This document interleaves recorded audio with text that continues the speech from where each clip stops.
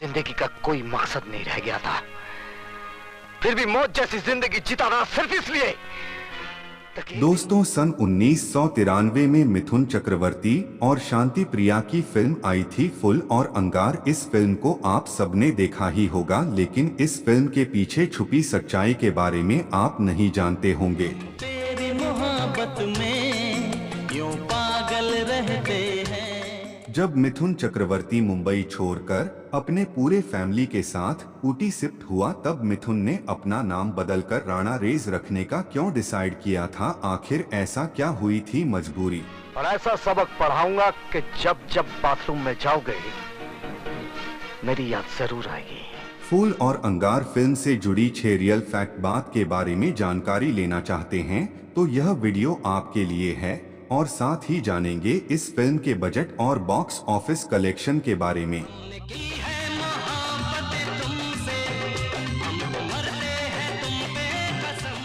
अगर इस फिल्म की पूरी तरह से जानकारी लेना चाहते हैं तो वीडियो में बने रहिए अंत तक, अन्यथा कुछ भी समझ में नहीं आ पाएगा। इस वीडियो में हम एक एक बात को बारीकी से जानने वाले हैं।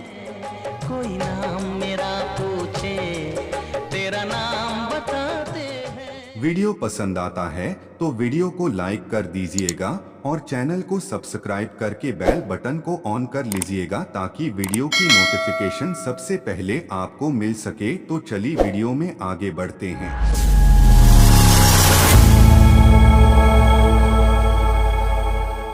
दोस्तों, इस वीडियो में हम बात करेंगे मिथुन चक्रवर्ती की फिल्म आई थी फूल और अंगार। यह फिल्म एक एक्शन ड्रामा फिल्म थी। इसको रिलीज किया गया था 2 अगस्त सन 1993 को। इस फिल्म में हमें नजर आए थे मिथुन चक्रवर्ती, शांति प्रिया, प्रेम चोपड़ा, मोहिनी पहल, गुलशन ग्रोवर, रजा मुराद, लक्ष्मीकांत, अरुणा ईरानी बर्डे और असरानी। फिल्म को डायरेक्ट किया था अशोक गायकवाड़ ने, जिनकी मिथुन चक्रवर्ती के साथ आई ये पहली फिल्म थी। और फिल्म फूल और अंगार के बाद अशोक गायकवाड़ ने सन 1993 में ही मिथुन चक्रवर्ती की दूसरी फिल्म कृष्ण अवतार को भी डायरेक्ट किया था।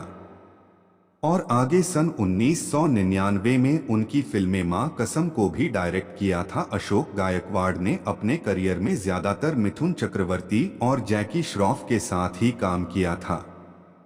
और मिथुन चक्रवर्ती के पहले उन्होंने जैकी श्रॉफ की 3 फिल्मों जैसे कि दूध का कर्ज, इज्जत और पुलिस ऑफिसर को डायरेक्ट किया था। और सन 1997 में अशोक गायकवाड़ ने रानी मुखर्जी के साथ एक बहुत ही अलग टाइप की फिल्म को भी डायरेक्ट किया था। फिल्म थी राजा की आएगी बारात, और इस फिल्म को लोगों के द्वारा काफी पसंद किया गया था और फिल्म को प्रोड्यूस किया था सलीम अख्तर ने, जिन्होंने बॉलीवुड की इसके अलावा कई और यादगार फिल्मों को भी प्रोड्यूस किया था, जैसे लोहा, बंटवारा, दूध का कर्ज, आदमी, राजा की आएगी बारात और बाजी जैसी इस फिल्मों को प्रोड्यूस किया था। इस फिल्म को लिखा था एन.सी. चंद्रा ने, जो कि खुद बॉलीवुड के एक जाने माने डायरेक्टर रहे हैं, और उन्होंने प्रतिघात, तेजाब और नरसिम्हा जैसी फिल्मों को डायरेक्ट किया था। फिल्म में म्यूजिक दिया था अनु मलिक ने, और टोटल 6 गाने इसके म्यूजिक एल्बम में रखे गए थे। और गाने का बोल थे आशिक पुकारो, चोरी चोरी दिल तेरा, हम तेरी मोहब्बत में मुझको पीना है, पीने दो, और फूल ये अंगार बन गया आदि। फिल्म का म्यूजिक एल्बम सरप्राइजिंगली एक बहुत बड़ा हिट म्यूजिक एल्बम साबित हुआ था। और इस फिल्म के म्यूजिक एल्बम के 1 या 2 गाने नहीं, सारे ही गाने उस टाइम पर सुपर हिट साबित हुए थे।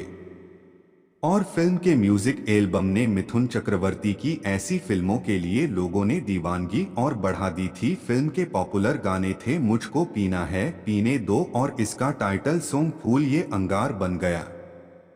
फिल्म के म्यूजिक एल्बम के इन एवरग्रीन सॉन्ग्स को लोग आज भी नहीं भूल पाए हैं, और इतने सालों बाद आज भी ये गाने कई लोगों के फेवरेट गानों की लिस्ट में शामिल हैं। फिल्म के इन सुपरहिट गानों में आवाजें दी थी कुमार सानू, अभिजीत भट्टाचार्य, मोहम्मद अजीज, साधना सरगम और सजाता गोस्वामी ने। और फिल्म फूल और अंगार के म्यूजिक एल्बम्स की लगभग 20 लाख से ज्यादा ऑडियो कैसेट्स को सेल किया गया था।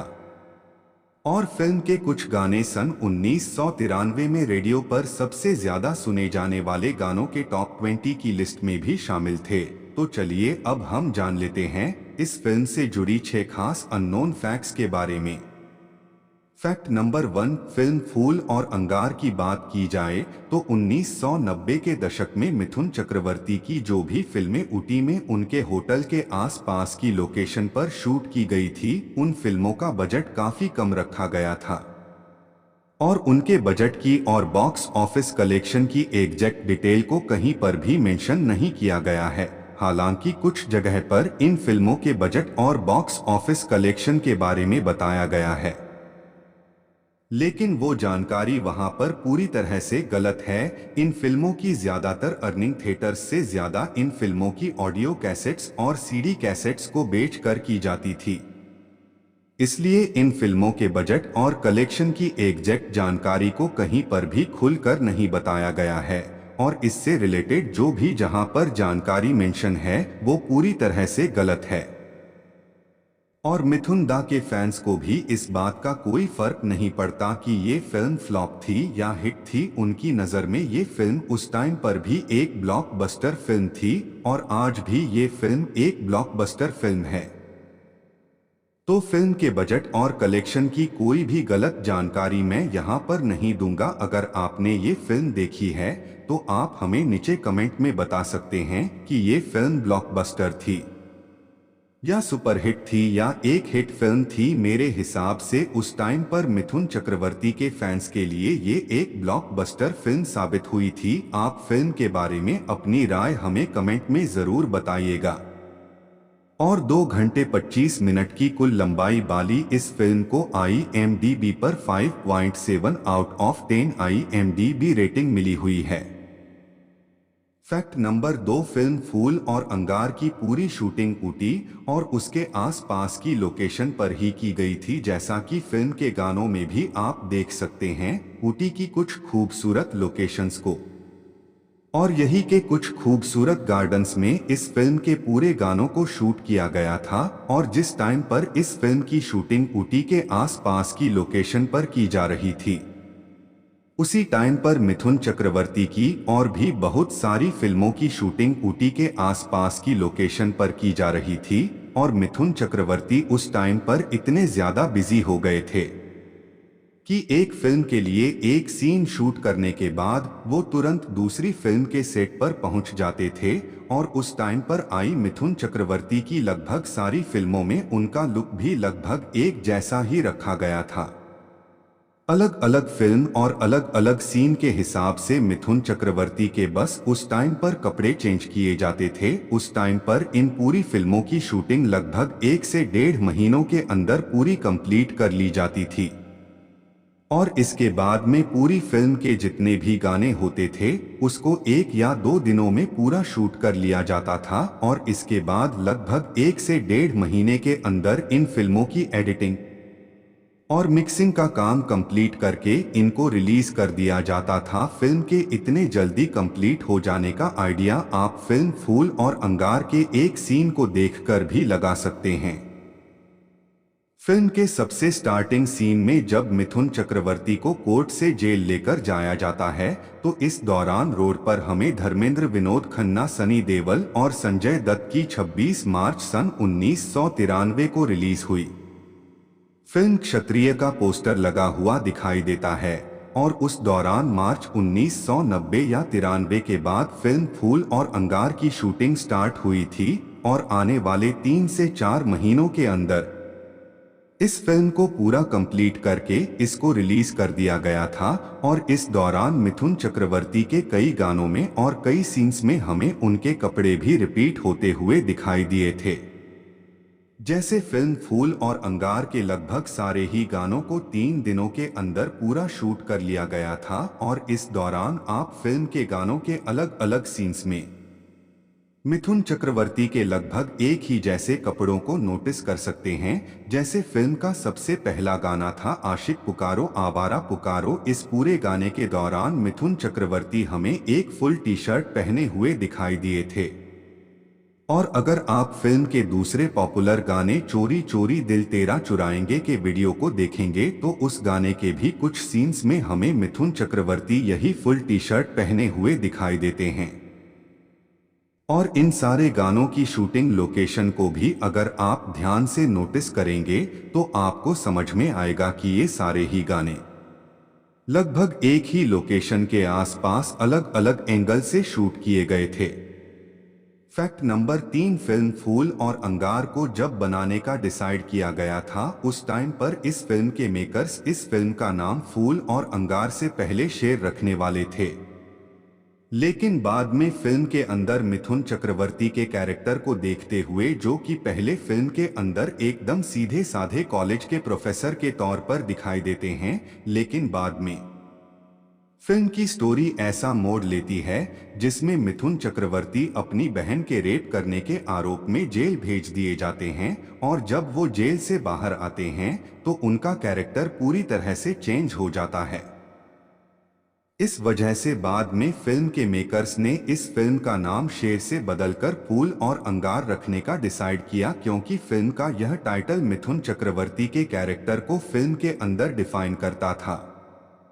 फैक्ट नंबर 4, फिल्मों के अंदर ग्रेडिंग कैसे डिफाइन की जाती है कि ये फिल्म ए ग्रेड है या बी ग्रेड है और ये ग्रेड फिल्म है, तो कम बजट की फिल्म के अंदर एक ही एक्टर को कई कैरेक्टर्स में रिपीट करने का एक अच्छा एग्जाम्पल हमें फिल्म फूल और अंगार में दिखाई देता है। जैसे फिल्म के एक सीन में हमें एक कैरेक्टर एक्टर मकसूद दिखाई देते हैं, दरअसल मकसूद एक कैरेक्टर एक्टर हैं जो कि इस टाइप की फिल्मों में ऐसे छोटे छोटे कैरेक्टर हमेशा प्ले करते हुए दिखाई देते हैं। उन्होंने फिल्म फूल और अंगार के अंदर 2 अलग अलग कैरेक्टर्स प्ले किए थे। अगर आपने फिल्म फूल और अंगार को ध्यान से देखा होगा तो फिल्म के एक सीन में हमें मकसूद गुलशन ग्रोवर को रिश्वत देते हुए पुलिस स्टेशन के अंदर दिखाई देते हैं और गुलशन ग्रोवर रिश्वत लेने से मना कर देते हैं और उनकी पिटाई करते हैं। इसके अलावा फिल्म के एक और दूसरे सीन में जब पूरे गांव वाले मिलकर शांति प्रिया और अरुणा ईरानी के घर जाते हैं और वहां पर शांति प्रिया और मिथुन चक्रवर्ती के रिलेशन को लेकर उनको उल्टी सीधी बातें सुनाते हैं। इस सीन को अगर आप ध्यान से देखेंगे तो इस सीन में भी हमें मकसूद एक छोटे से रोल में यहाँ पर खड़े हुए दिखाई देते हैं। हालांकि इन छोटी छोटी बातों को लोग उस टाइम पर उतना ज्यादा नोटिस नहीं कर पाते थे। इस वजह से फिल्म के मेकर्स फिल्म का बजट कम करने के लिए कई सारे एक्टर्स को अलग अलग कैरेक्टर्स में रिपीट कर दिया करते थे। फैक्ट नंबर 5, सन 1990 के दशक में आई मिथुन चक्रवर्ती फैक्ट्री की बहुत सारी फिल्मों में हमें गुलशन ग्रोवर भी नजर आए थे। जैसे फिल्म फूल और अंगार में भी वो हमें एक पुलिस इंस्पेक्टर के कैरेक्टर में नजर आए थे और इसके बाद आगे भी गुलशन ग्रोवर ने मिथुन चक्रवर्ती की कई और फिल्मों जैसे जहरीला, यमराज, मर्द, शेरा, शेरिए, हिंदुस्तान, चीता, आदमी और इनके अलावा और भी बहुत सारी फिल्मों में एक साथ काम किया था। और मिथुन फैक्ट्री की इन बहुत सारी फिल्मों में उन्होंने अपने काम करने का एक्सपीरियंस अपने एक इंटरव्यू में बताया था। उन्होंने बताया कि मिथुन चक्रवर्ती अपनी इन फिल्मों की शूटिंग के दौरान एक भी रिटेक लेना पसंद नहीं करते थे और वो इन फिल्मों में अपने सारे सीन लगभग एक ही टेक में कंप्लीट कर लेते थे। लेकिन गुलशन ग्रोवर अपने सीन को शूट करने के दौरान कई सारे रीटेक्स लिया करते थे और इस बात को लेकर कई बार मिथुन चक्रवर्ती और गुलशन ग्रोवर के बीच में मजाक मजाक में कई बार बहस हो जाती थी। गुलशन ग्रोवर ने बताया कि उनकी फिल्म के लिए बार बार रीटेक लेने को लेकर मिथुन चक्रवर्ती उनसे अक्सर बोला करते थे कि अरे अनिल कपूर के भाई अब बस करना, अब कितनी एक्टिंग करेगा। और गुलशन ग्रोवर ने एक बात और बताई कि जब मिथुन चक्रवर्ती मुंबई छोड़कर ऊटी जाकर शिफ्ट हो गए थे उस टाइम पर मिथुन चक्रवर्ती ने डिसाइड किया था कि वो फिल्मों में अब विलेन के कैरेक्टर प्ले किया करेंगे और उन्होंने बताया कि मिथुन चक्रवर्ती ने अपना नाम उस टाइम पर बदलकर राणा रेज रखने का भी डिसाइड किया था। लेकिन बाद में मिथुन चक्रवर्ती को ऊटी में भी लीड एक्टर के तौर पर काफी सारी फिल्में ऑफर हुई थी। इस वजह से उन्होंने फिल्मों के अंदर विलेन के कैरेक्टर प्ले करने का अपना आइडिया बदल दिया था और फिल्मों में हमेशा लीड एक्टर के तौर पर ही नजर आए थे। फैक्ट नंबर 6, इन फिल्मों में काम करने के बाद मिथुन दा को लोग उस टाइम पर एक एक्टर से ज्यादा बिजनेसमैन समझने लगे थे, क्योंकि मिथुन चक्रवर्ती की इन फिल्मों को बनाने की टेक्निक एकदम अलग थी। और उस टाइम पर लगभग एक साल में मिथुन चक्रवर्ती की लगभग 14 से 15 फिल्में रिलीज होने लगी थी और उनकी इतनी जल्दी फिल्में रिलीज होने का असर उनकी खुद की पिछली फिल्मों के कलेक्शन पर भी पड़ता था। और सन 1995 से लेकर सन 1999 के बीच का समय मिथुन चक्रवर्ती के करियर के लिए ऐसा था जब वो इन सालों में पूरे भारत के अंदर सबसे ज्यादा टैक्स पे करने वाले शख्स बन गए थे और उनका मुकाबला उस टाइम पर दूर दूर तक कोई भी नहीं कर पा रहा था। तो दोस्तों, ये तो बात हुई फिल्म फूल और अंगार से जुड़ी 6 खास अननोन फैक्ट्स के बारे में। आपको फिल्म फूल और अंगार कैसी लगी थी और यह फिल्म आपको कैसी लगती है, हमें कमेंट में बताइएगा। और मेरी मेहनत आपको पसंद आई हो तो वीडियो को लाइक कर दीजिएगा और इस चैनल पर पहली बार आए हैं और वीडियो पसंद आई हो तो चैनल को सब्सक्राइब करना ना भूलें। बस इस वीडियो में इतना ही, हमें दीजिए इजाजत, फिर मिलते हैं नेक्स्ट वीडियो में। तब तक रखिए आप अपना ख्याल। जय हिंद, जय भारत।